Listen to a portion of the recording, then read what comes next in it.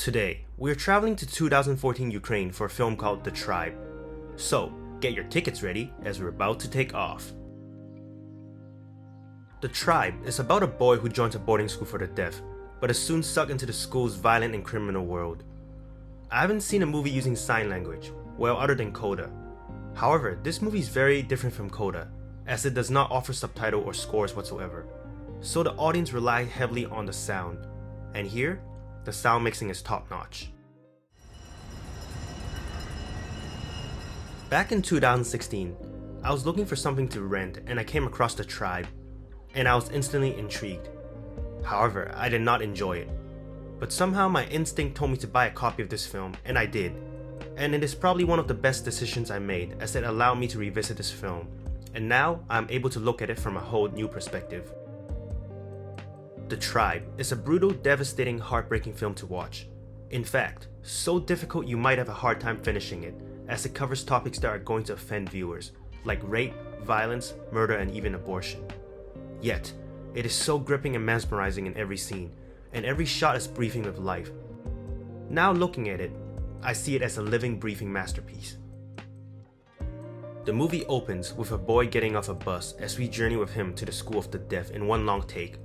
Right there and then, it sets the tone and the pace of the film. The Tribe uses long takes as we follow the character throughout the story. I think I counted either a total of 31 or 32 shots within the film. Those long shots allow me to journey with the characters deep into the criminal world. I would definitely classify it as slow burn, but every frame and every sound carries life, and I couldn't take my eyes off the screen. When there are no dialogues and subtitles, your mind starts noticing the vicinity within the characters, absorbing the environment's sound, allowing you to see how alive this picture is. Back then I wasn't able to appreciate the meticulous and planning of each take, and I'm so glad I can now. As mentioned, this movie has no dialogue, subtitles, or score whatsoever. Some may not be used to it, but I think that it adds another layer of beauty towards the film. The lack of subtitles adds ambiguity to every scene. You can guess some of it due to the sheer brilliance of acting of the actors and actresses, but in some scenes you are left trying to fill in the puzzle and figure out where the film is headed, gripping you into the film's world. Even if you're able to figure it out, trust me, it will shock you. Revisiting the film once again still managed to shock and disgust me to the core. Some people may hate the film for that, but I see that as genius filmmaking, as it is able to evoke strong emotions and shock me even on my second viewing. I just hope that they don't release a version of the movie with the subtitles, as I think it beats the purpose. The Tribe is a hard film to watch, and when I said the movie contains aberrant sexual content and violence, I meant it. This movie does not hold back on any level, and I can see it offending and upsetting a lot of viewers. So I take this chance to remind you once again, if you get easily offended by strong sexual or violent graphics, this film may not be for you. Films nowadays like to sprinkle sex and erotic scenes within their films. My honest opinion, most of them don't work, as they're not justified. So what makes it work? I believe that a sex scene should not be incorporated just because. It has to add layers to the story, tell more about the characters, and allow us to dive deep into their minds. The Tribe does all three of them.